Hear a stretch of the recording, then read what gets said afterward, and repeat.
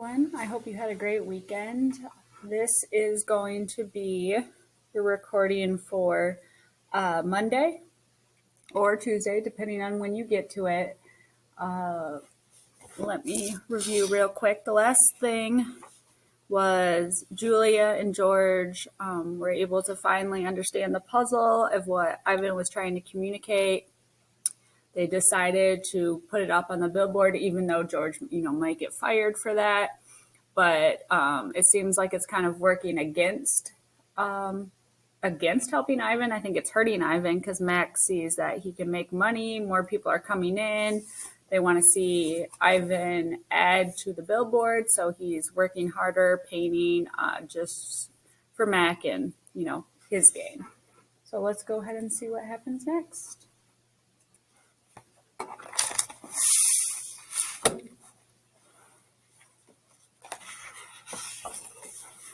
All right, the ape artist.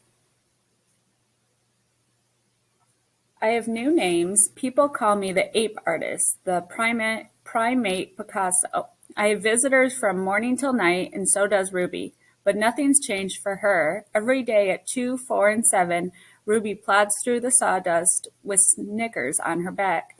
Every night she has bad dreams. Bob, I say after I've soothed Ruby to sleep with a story, my idea isn't working. Bob opens one eye. Be patient. I'm tired of being patient, I say. Interview. This morning, a man and a woman come to interview Mac and also George and Julia. The man has a large and heavy camera perched on his shoulder. He films me as I make my pictures. He films Ruby in her cage with her foot roped to the bowl in the floor. Mind if I take a look around, he asks. Mac waves his hand. Be my guest. While Mac and the woman talk, the cameraman walks through the mall. He pans his camera right and left, up and down. When his eyes fall on the claw stick, he stops. He trains his camera on the gleaming blade, then he moves on. What do you think these two people, what was their purpose of coming to interview Mac? The early news. Mac turns on the TV. We are in the early news at 5 o'clock. Bob says, don't let it go to my head. There we all are, Mac, Ruby, me, George and Julia, the billboard, the mall, the ring, and the claw stick. Signs on sticks. In the morning, several people gather in the parking lot. They're carrying signs on sticks. The signs have words and pictures on them. One has a drawing of a gorilla cradling a baby elephant. I wish I could read. What are these signs on sticks? Why are people gathered around in the parking lot? Protesters. More people with signs come today.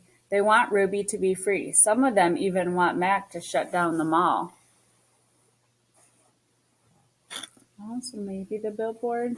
Bob was right. Have patience. Maybe this will all work out for Ivan and Ruby. In the evening, George and Mac talk about them. Mac says they're protesting the wrong guy. He says they're going to ruin everything. He says, thanks for nothing, George. Mac stomps off. George, holding his mop, watches him leave. He rubs his eyes. He looks worried.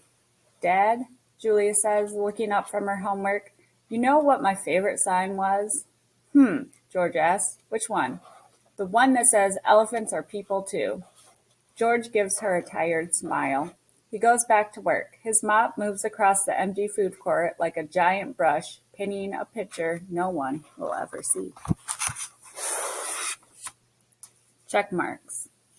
A tall man with a clipboard and a pencil comes to visit. He says he is here to inspect the property. Why is someone coming to inspect? What are they looking for? He doesn't say much more, but he makes many check marks on his paper. He looks at my floor, check. He examines Ruby's hay, check. He eyes our water bowls, check. Mac watches him scowling. Bob is outside hiding near the dumpster. He does not want to be a check mark. So why do you think he's receiving so many check marks? Mac is. Is that a good thing or is that a bad thing?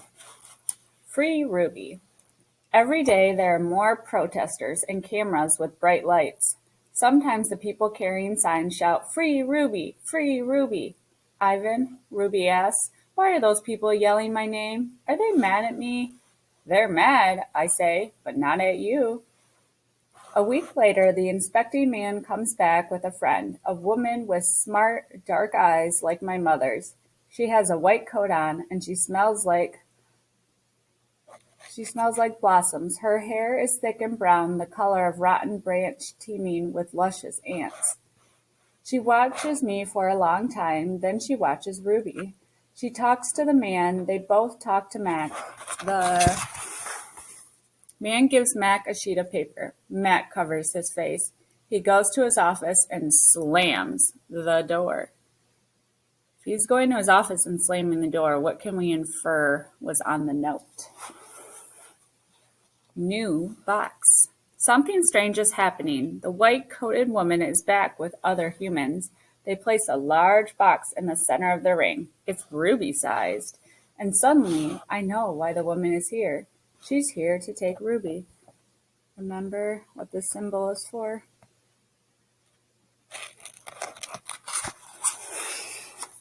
Training. The woman leads Ruby to the box. She places an apple inside. "Good girl, Ruby," she says kindly. "Don't be afraid." Ruby inspects the box with her trunk. The woman makes a clicking sound with a little piece of metal she is holding in her hand. She gives Ruby a piece of carrot.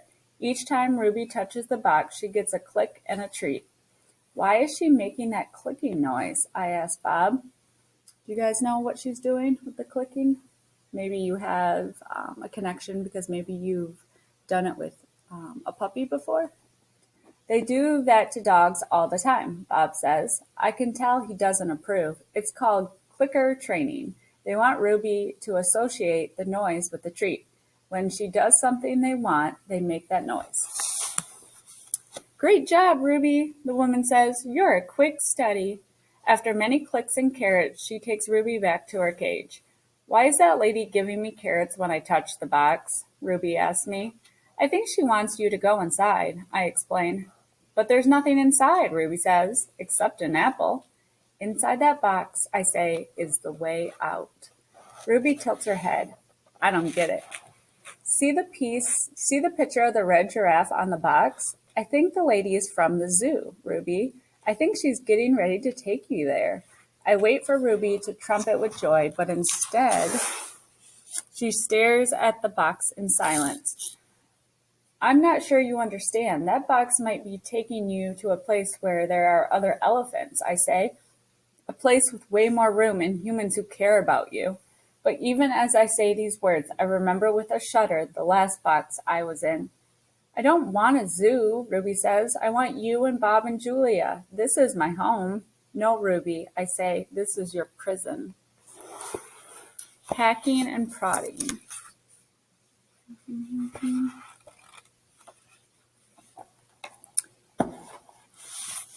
The lady comes again. She brings an animal doctor with an awful smell and a dangerous-looking bag. He spends an hour with Ruby, poking and prodding. He looks at her eyes, her feet, her trunk. When he's done with Ruby, he enters my cage. I wish I could hide under Knot Tag, like Bob. Instead, I do a nice, loud chest beat, and after a moment, the doctor retreats. We're going to need to put this one under. We're going to need to put this one under, he says. I'm not quite sure what that means, but I strut around my cage, feeling victorious anyway. No painting. No one asked me to paint today. No one asked Ruby to perform. There are no shows, no visitors, unless you count the protesters. Max stays in his office all day. More boxes. I wake up from a long morning nap. Bob is on my belly, but he isn't asleep. He's watching the ring where 4 men are placing a large metal box. It's me-sized. "What's that?" I ask, still blurry from sleep. Bob nuzzles my chin. "I believe that box is for you, my friend." I'm not sure what he means. "Me?" "They brought in a bunch of boxes while you were sleeping. Looks to me like they're taking the whole lot of you." he says casually, licking a paw. Even Thelma. Taking, I repeat. Taking us where? Well, some to the zoo, probably. Others to an animal shelter where animals will try to find new homes. Bob shakes himself. So I guess all good things must come to an end, huh? His voice is bright, but his eyes are far away and sad. I'm going to miss your stomach, big guy. Bob shuts his eyes. He makes an odd noise in his throat. But what about you? I ask. I can't tell if Bob's just pretending to sleep, but he doesn't answer. I gaze at the huge, shadowy box, and suddenly I understand how Ruby feels. I don't want to go into that box. The last time I was in a box, my sister died. I feel sad. I wonder if they do go to the zoo, if Bob will join them at the zoo. Goodbye. When George and Julia come that night, George doesn't get his mop or his broom. He gathers up his tools and belongings while Julia runs to my cage. This is my last night, Ivan, she says, and she presses her palm to my glasses. Mac fired my dad. Tears slipped down her cheeks, but the zoo lady said maybe they'll have an opening there in a while, cleaning cages and stuff. I walk to the glass that separates us. I put my hand where Julia's is, palm to palm, finger to finger. My hand is bigger, but they're not so very different. What do you think that means? My hand is bigger, but they're not so very different. I'm going to miss you, Julia says, and Ruby and Bob, and this is a good thing. Really, it is. You deserve a different life. I stare into her dark eyes and wish I had words for her. Sniffling, she goes to Ruby's cage. Have a good life, Ruby, she says. Ruby makes a little rumbling sound. She puts her trunk between the bars and touches Julia's shoulder. Where is Bob anyway? Julia asks. She looks around, under tables, in my cage, by the trash can. Dad, she calls, have you seen Bob? Bob? Nope, George says. Julia's brow wrinkles. What's going to happen to him, Dad? What if Max shuts down the whole mall?